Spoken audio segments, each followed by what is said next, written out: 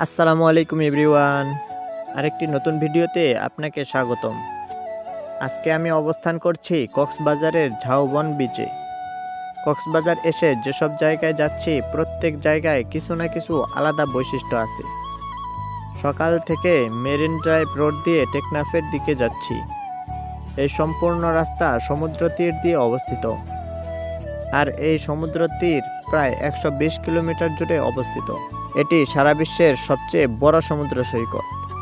রাস্তা দিয়ে যাওয়ার সময় বিভিন্ন স্থানে মানুষ নামে এবং সমুদ্র দেখে, আর সব জায়গায় একরকম না। আমি এখন যেখানে আছি এই জায়গার বিশেষত্ব হচ্ছে সমুদ্র তীরে ঝাউ বাগান। আরেকটি বিশেষত্ব হচ্ছে এখানে সমুদ্রের দিকে একটু ভিতরে হেঁটে যাওয়া যায়।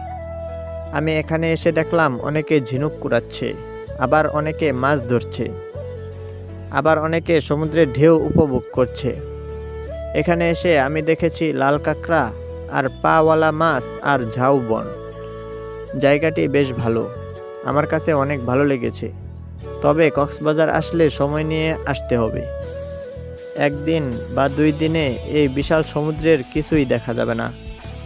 আবার আসবো কক্সবাজার আর ঘুরে দেখব সমুদ্রের ভিতরের দ্বীপগুলো, মহেশখালী, সেন্ট মার্টিন সহ বিভিন্ন দ্বীপসমূহ। আপনাদেরকে যদি পরামর্শ হিসেবে কিছু বলি তাহলে মনে হয় বিষয়টা খারাপ হবে না। আপনারা যদি কখনো কক্সবাজার আসেন এসব জায়গায় বেশি সময় নষ্ট করবেন না। বিচ তো বিচই, এক জায়গায় যেমন অন্য জায়গায়ও ঠিক তেমনই। এক জায়গায় ভালো করে দেখে অন্য জায়গাগুলোতে একটু সময় কম কাটাবেন, এতে করে অল্প সময়ে অনেক জায়গা দেখতে পারবেন। কেন বললাম জানেন? কক্সবাজারে সুন্দর জায়গার অভাব নেই, বিচ ছাড়াও আছে নানা রকম জায়গা।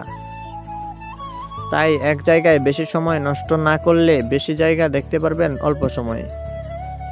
গাইস, আজকের ভিডিও এ পর্যন্তই। পরবর্তী ভিডিও হচ্ছে উইন্ড পাওয়ার প্ল্যান্ট। এটি বাংলাদেশের সবথেকে বড় বায়ু বিদ্যুৎ প্রকল্প। এখানে দানবের মতো পাখার সাহায্যে বিদ্যুৎ তৈরি করা হয়। আর পরবর্তী পর্যটন কেন্দ্র হচ্ছে সাজেক ভ্যালি।